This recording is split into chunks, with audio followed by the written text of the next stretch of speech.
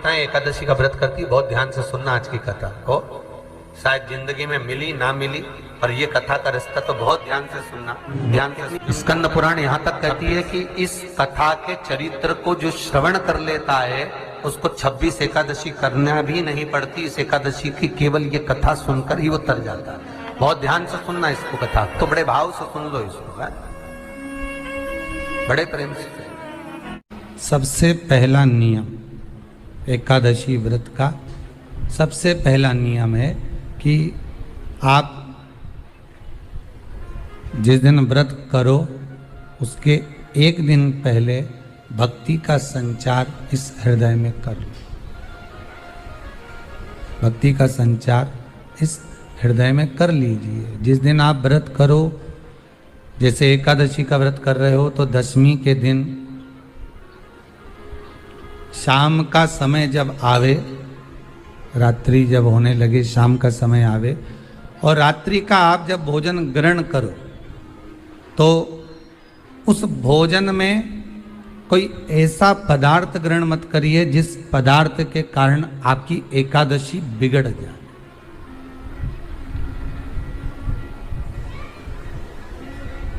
कोई बेकार भोजन में ग्रहण नहीं करना, श्रेष्ठ भोजन ग्रहण करिए दशमी के। और एकादशी का दूसरा नियम बहुत ध्यान से सुनिएगा। जिस दिन आपकी एकादशी का व्रत हो उस दिन प्रयास करिएगा कि अपने हाथ से किसी भी वृक्ष की कोई पत्ती टूटे ना। अपने हाथ से किसी भी वृक्ष की, पौधे की, किसी भी वृक्ष की पत्ती अपने हाथ से ना टूटे। बहुत ध्यान दीजिएगा महाराज। एकादशी का ये दूसरा नियम है कि अपने हाथ से किसी पौधे की, किसी वृक्ष की, किसी डाली की कोई पत्ती टूटे ना, कोई पत्ती ना टूटे, इसका प्रयास करिए।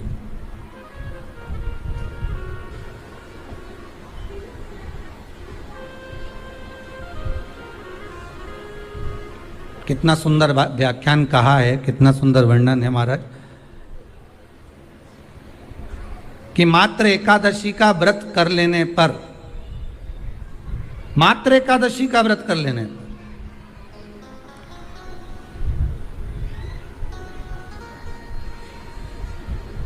जो पूर्व में किया गया हमारा पाप कर्म है, हमने किसी जीव की हत्या करी है, हमने किसी को कष्ट प्रदान करा है, हमने किसी को अपशब्द कहा है, हमने किसी को ताने दिए, हमने किसी को आड़ा टेढ़ा कहा है, हमने किसी को गालियां दे दी है, मात्र एकादशी का व्रत ही कर लेने पर ये सारे जो दोष हैं वो समाप्त हो जाते हैं।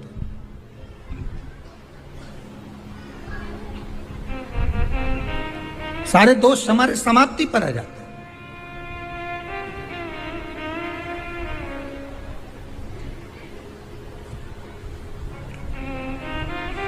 अब एक विचार करिएगा थोड़ा सा अपने मन में, अपने चित्त में, अपनी वृत्ति में एक बात उतारिएगा।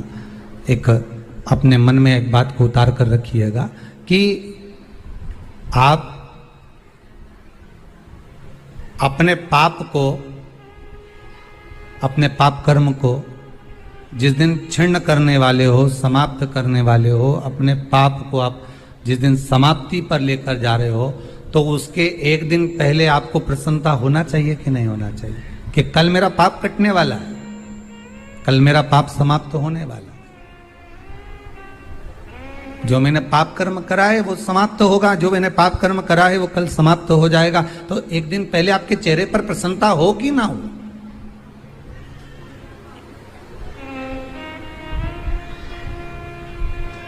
और चेहरे पर वो प्रसन्नता आपके आना चाहिए कि कल मेरा एकादशी का व्रत है, आज दशमी है, कल एकादशी का व्रत है, तो कल मेरी जब एकादशी का व्रत रहेगा तो मेरा ना जाने कितना कितना पाप, कितना असत्य, कितना झूठ, कितना प्रपंच वो समाप्त हो जाएगा। इसमें मुझे प्रसन्नता हो, इसमें मुझे आनंदता हो।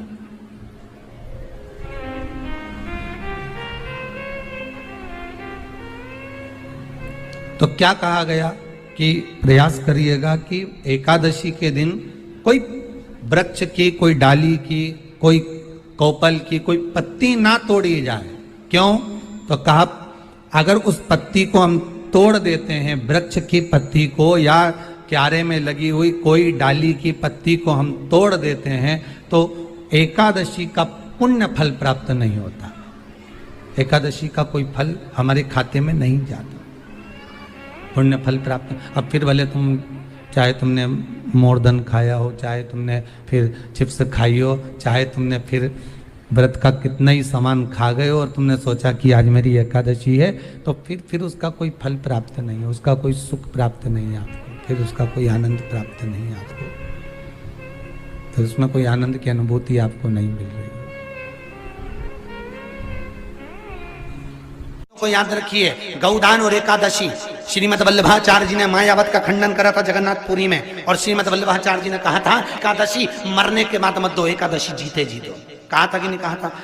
जीते जी दान करिए। इसलिए जगदीश में, जगन्नाथपुरी में एकादशी उल्टी लटकी हुई है। करें आपने दर्शन? जगदीश में एकादशी को उल्टा लटकाया। क्यों? क्योंकि वल्लभ ने कहा कि एकादशी जीते जी दो। कई पंडितों कहते हैं तुम्हारे दादाजी मर गए, जब 12वें का दिन होता है ना तो पंडित जी संकल्प छुड़ाते हैं, दो एकादशी। बड़े बेटे ने 5 दे दी, छोटी बहू ने 3 दे दी, उसने 2 दे दी, उसने 2 दे दी, तो क्या तुम्हारे दादाजी भिखारी थे जो तुम्हारी एकादशियां लेकर जाएंगे? और तुम कौन होते हो दादाजी को एकादशी देने वाले? तुमने कौन सा इतने पुण्य कर लिए जो तुमने एकादशी दे दी? एकादशी के दान की महत्वता श्रीमद वल्लभाचार्य जी ने कहा कि कोई व्यक्ति अगर खटिया पर सड़ रहा है, पलंग पर तड़प रहा है, हॉस्पिटल में पड़ा हुआ है, तो निवेदन है कि उसको देखने जाओ तो अपनी करी हुई एकादशी में से 2 एकादशी का दान उसको तुरंत दे दो। क्यों? तो जिससे उसको मोक्ष मिल जाए, मरने के बाद नहीं। क्योंकि मरने के बाद तो वो 10वें के दिन, गरुड़ पुराण में लिखा है 10 दिन तक जीवात्मा घर की अटारी पे रहती है। कितने दिन? 10 दिन। 10 दिन के बाद जीवात्मा चली जाती है। कहां जाती है? उसको जहां जाना है। 3 दिन में उसको भोग भोगना पड़ता है जीवात्मा को। 3 दिन नरक का भोग भोगती है, उसके बाद स्वर्ग का भोग भोगती है। 18 दिन में ये प्रोसेस पूरी हो जाती है। कितने दिन? 18 दिन। 18 दिन के बाद में उस जीवात्मा को धान के खेत में पटका जाता है। किसके खेत में? धान के, चावल के खेत में। इसलिए कहते हैं एकादशी के दिन चावल मत खाओ। कहते कि नहीं कहते? और क्या कहते हैं? द्वादशी के दिन चावल खाना जरूरी है। एकादशी का पालना करना है तो द्वादशी को चावल का 1 गिरास खाओ, तब द्वादशी को चावल खाओगे तो एकादशी लगेगी। चावल नहीं खाओगे तो एकादशी नहीं लगेगी। द्वादशी को चावल खाना जरूरी है। क्यों कहते हैं? क्योंकि धान के खेत में जीव को छोड़ा जाता है, उस धान के खेत में, चावल के खेत में जीवात्मा रहती है। उसको चिड़िया खाती है तो चिड़िया के रूप में जन्म लेता है, मनुष्य खाता है तो मनुष्य के रूप में जन्म लेता है। इसलिए एकादशी के दिन चावल नहीं खाया जाता, क्योंकि एकादशी के दिन हम चावल खाएंगे तो जीव हत्या का दोष लग जाएगा। फिर कब खाना है? द्वादशी के दिन। द्वादशी के दिन क्यों खाया जाता है? क्योंकि हम एकादशी के व्रत करे रहते हैं, और पहला घासा जब चावल का खाते हैं तो अपनी करी हुई एकादशी का पुण्य, जितने जीव हमारे मुंह में जाते हैं उनको उसका पुण्य मिल जाता है, और उनका फिर जन्म नहीं होता, वो तर जाते हैं, उनको एकादशी का भाग मिल जाता है। इसलिए कहते हैं एकादशी को चावल मत खाओ, पर द्वादशी को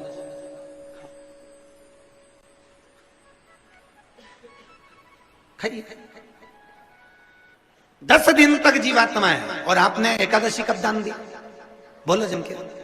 12वें के दिन, 13वें के दिन आपने एकादशी का दान दिया, वो मिली उनको? अरे बोलो अच्छे से। कई तो अभी तक कर रही होगी, हमारे दादाजी के निमित्त की कर रहे हैं, कर ले। फिर वही वाली बात आ गई, गुलाब के फूल में पानी जारी है। एकादशी के दिन शंकर भगवान को चावल का दाना चढ़ाना चाहिए कि नहीं चाहिए?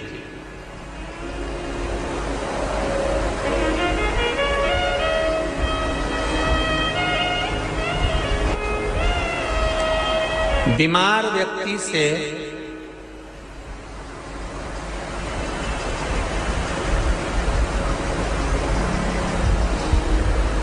कोई बीमार व्यक्ति है, बहुत रोगीला, उसको बहुत रोग है, शुगर है, बीपी है, थायराइड है, सब कुछ है उसको,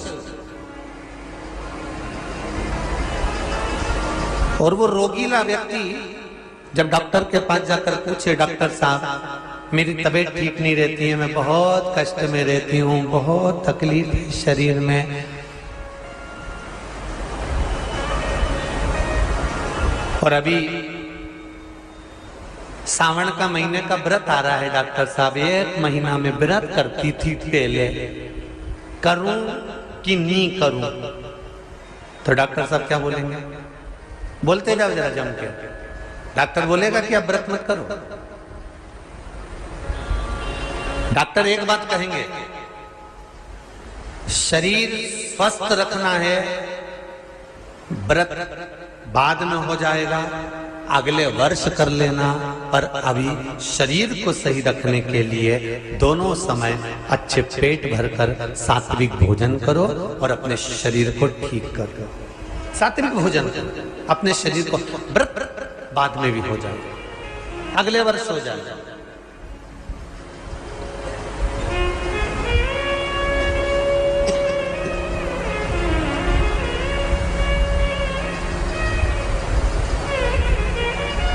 अभी तुम थोड़ा सवेरे 2 बिस्कुट ले लिया करो, सुबह नाश्ता ले लिया करो, भोजन ले लिया करो, फिर दोपहर में कुछ हल्का फुल्का लेकर थोड़ी थोड़ी देर में खाते रहना चाहिए। हो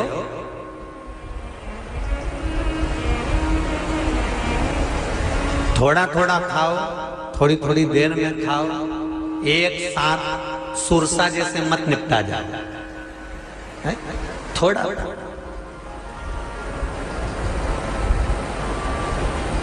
ज्यादा खाओगे और ज्यादा कमाओगे तो दूसरों को कष्ट नहीं होगा, कष्ट खुद को होगा। ज्यादा खाओगे अपाच्य हो जाएगा, रात की नींद उड़ जाएगी, शरीर में अच्छा नहीं लगेगा। ज्यादा कमाओगे, रात की नींद उड़ जाएगी, दुनिया की दृष्टि तुम पर पड़ जाएगी और तुम्हारी रातों की नींद।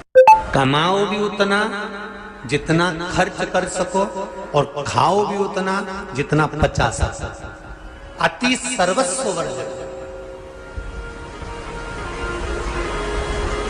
डॉक्टर कहेंगे अब ये तुम्हारा व्रत जो है ना अगले साल कर लेना, इस साल मत करिए, इस साल तो आराम से भोजन वोजन करो तुम लोग, बढ़िया प्रेम से खाओ पियो। तो उसी तरह किसी ने पूछा कि चावल का दाना एकादशी पर भगवान शंकर को चढ़ा सकते? चावल का दाना शंकर जी को चढ़ाते क्यों है, पहले तो वो समझ लो।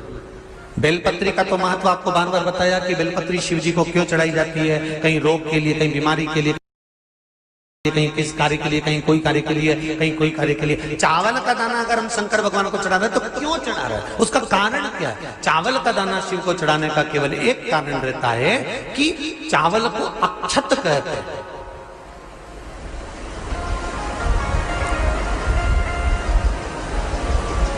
अक्षत का मतलब होता है अक्षय।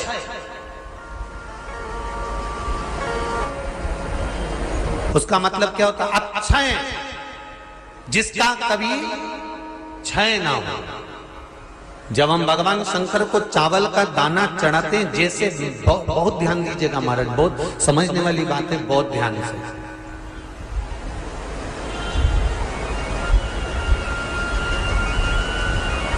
चावल का दाना हमारे मस्तक पर तिलक करने के बाद पंडित जी क्यों लगाते हैं कि भगवान जैसा समय आज चल रहा है, आप पूजन कर रहे हो, पाठ कर रहे हो, दान कर रहे हो, पुण्य कर रहे हो, सत्कर्म कर रहे हो, भजन कर रहे हो, मेरा देव अधिदेव महादेव, मेरा नारायण, मेरा सत्यनारायण भगवान, मेरा राम जी, मेरा विष्णु जी, मेरा भागवत मैया, मेरी रामायण मैया, ब्राह्मण मस्तक पर तिलक लगाने के बाद चावल इसलिए लगाता है कि जैसा समय आज चल रहा है, भगवान तुमको ऐसा ही समय बनाकर रखे और तू ऐसे ही 4 चांद लगाते रहो, दान पुण्य संकीर्तन करते रहो। इसलिए मस्तक पर चावल का दाना लगाया जाए।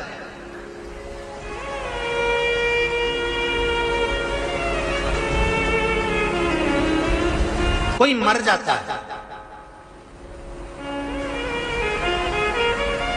मरने के बाद जब तक पगड़ी नहीं होती तब तक माथे पर तिलक,